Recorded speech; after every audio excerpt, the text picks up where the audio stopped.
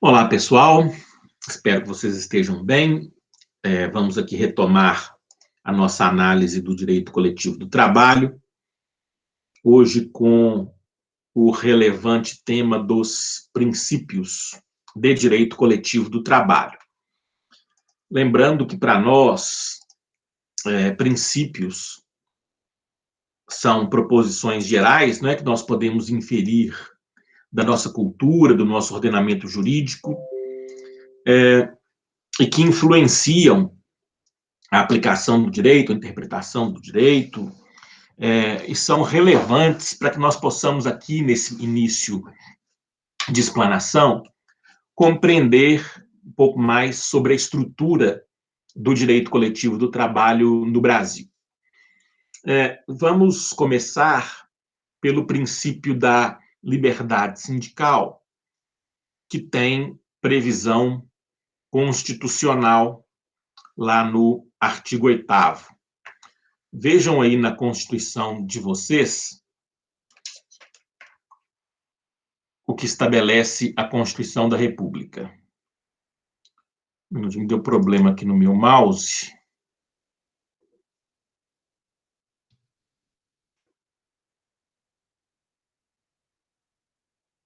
Voltou.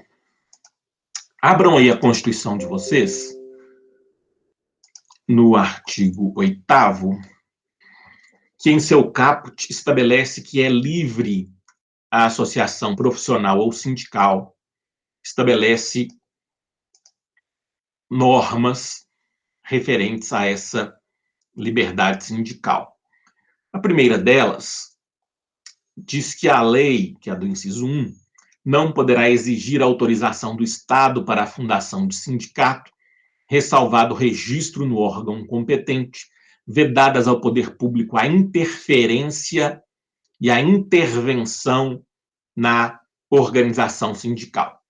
Então, uma ideia primeira de liberdade sindical estabelece que o Estado não pode interferir na organização dos sindicatos. É uma ideia universal de liberdade sindical, mas que o Brasil, historicamente, tem dificuldades em implementar.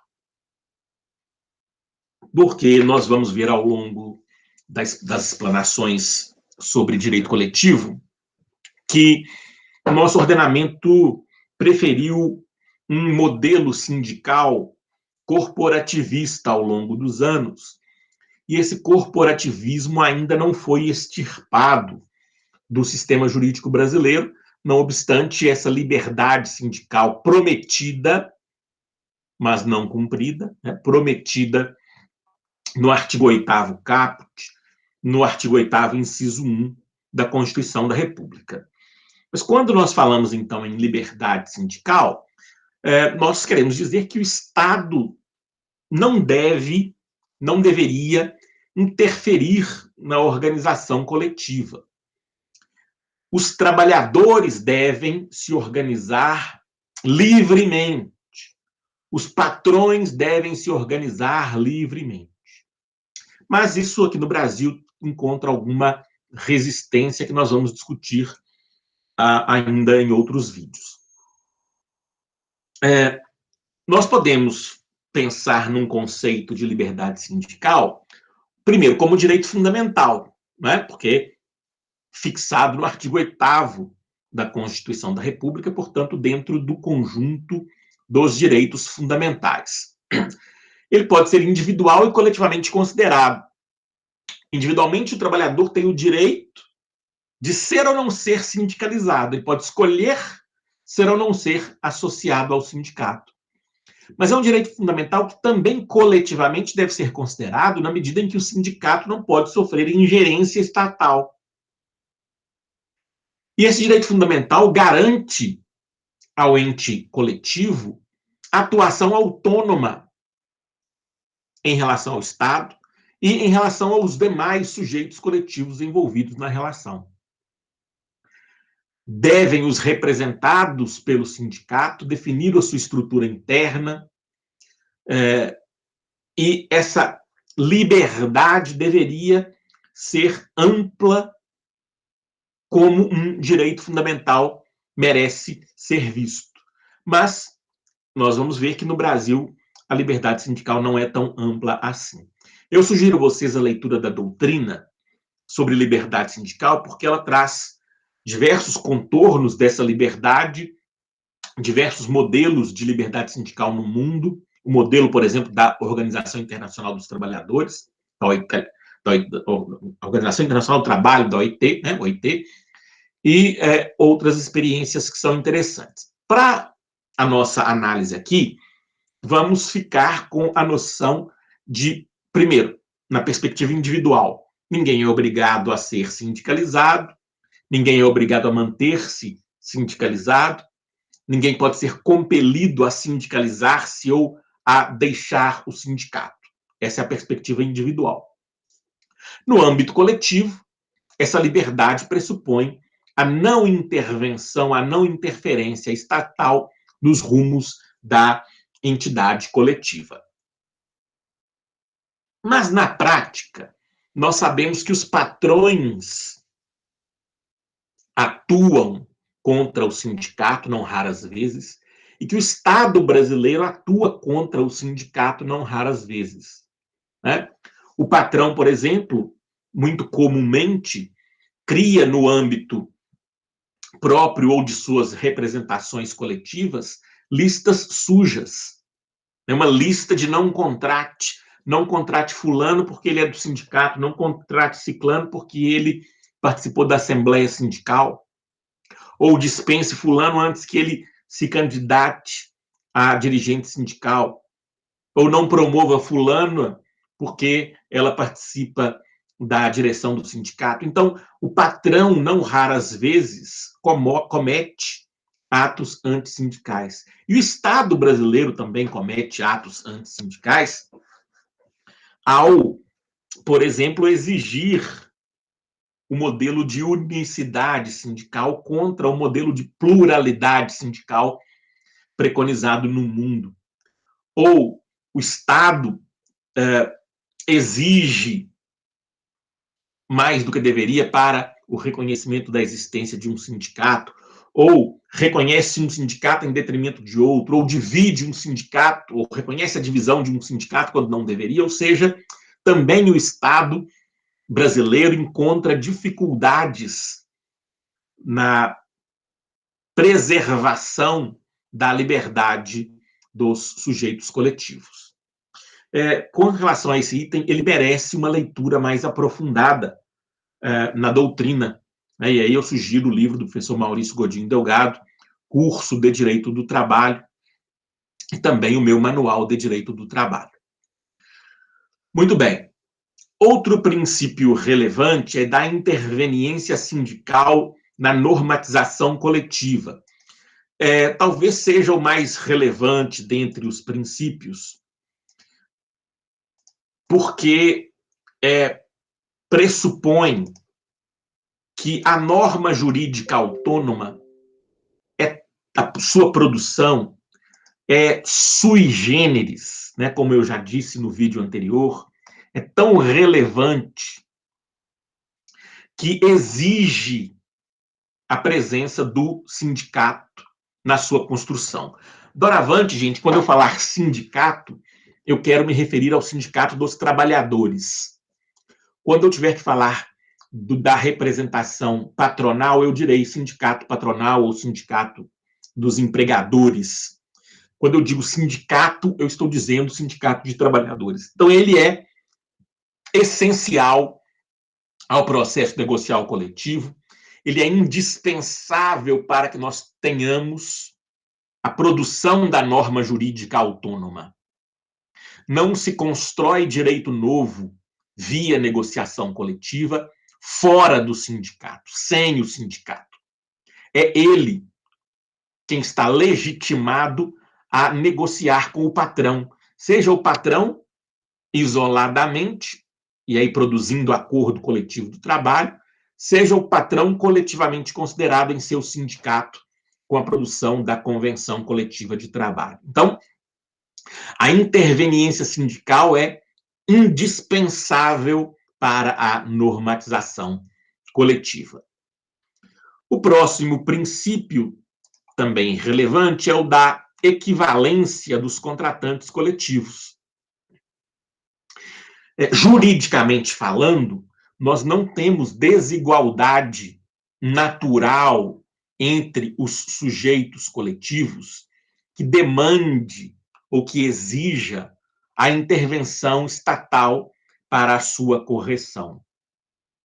Então, diferentemente do que acontece no direito individual, no âmbito coletivo, os sujeitos da relação capital-trabalho estão em igualdade de condições contratuais. Eles têm a mesma natureza. Ambos são sujeitos coletivos. Ambos não, né? Todos são sujeitos coletivos. Sindicato dos trabalhadores, sindicato patronal e empregadores. É porque a gente normalmente pensa nos dois sindicatos, mas os três legitimados à contratação coletiva, à negociação coletiva, os três estão em posição equivalente juridicamente. Então, diferentemente do que acontece na esfera individual trabalhista, no âmbito coletivo não há a atuação estatal tendente a reconhecer um dos sujeitos como hipossuficiente. Aqui não há hipossuficiente. Todos estão numa condição jurídica de igualdade, aptos à negociação coletiva. Desde que, e aí há outro princípio, né? E aí há outro princípio, é o princípio da lealdade e transparência na negociação coletiva. O que diz o princípio da lealdade e transparência na negociação coletiva? O seu título, o epíteto, já nos informa bastante, né?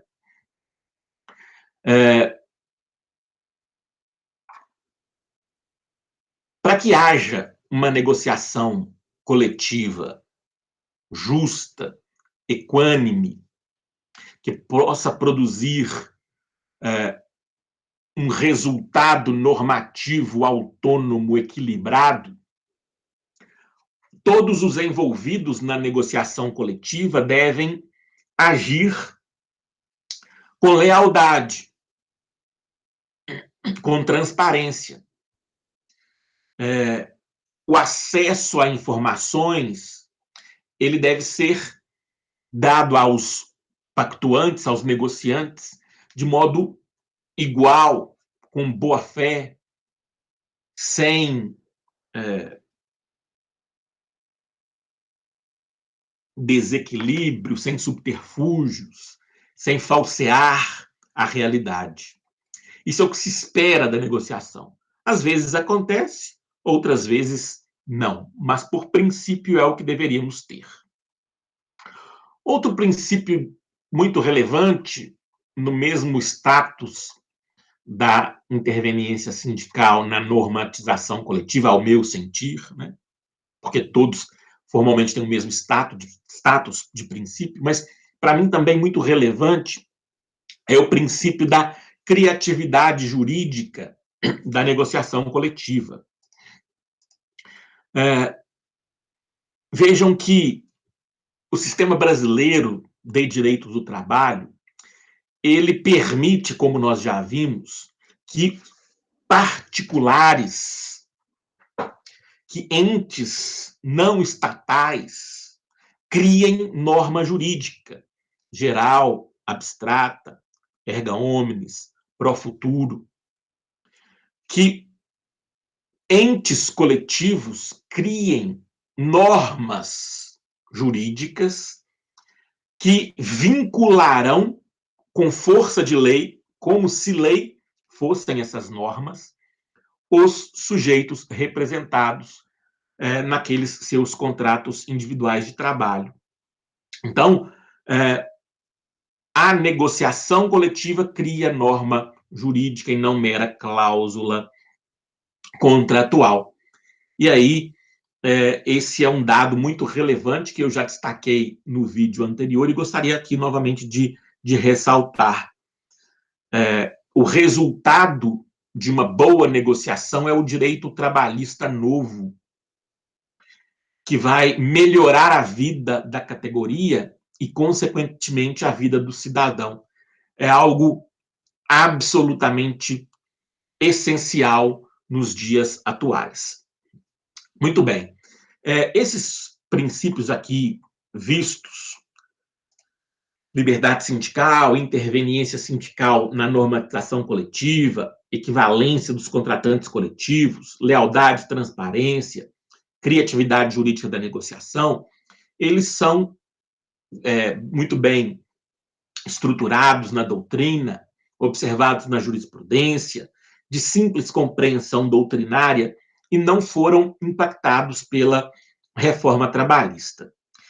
Por isso, eu, nesse vídeo, vou restringir a essa análise mais simples, para que no próximo nós possamos enfrentar um problema mais sério, que ainda não encontra solução, que é o princípio da adequação setorial negociada. Então, eu vou encerrar por aqui, para que vocês leiam sobre esses princípios, esses 5 princípios que estão bem estabelecidos, para que vocês estudem essa matéria e para que nós possamos, no próximo vídeo, voltar ao início de uma análise complexa decorrente da reforma trabalhista.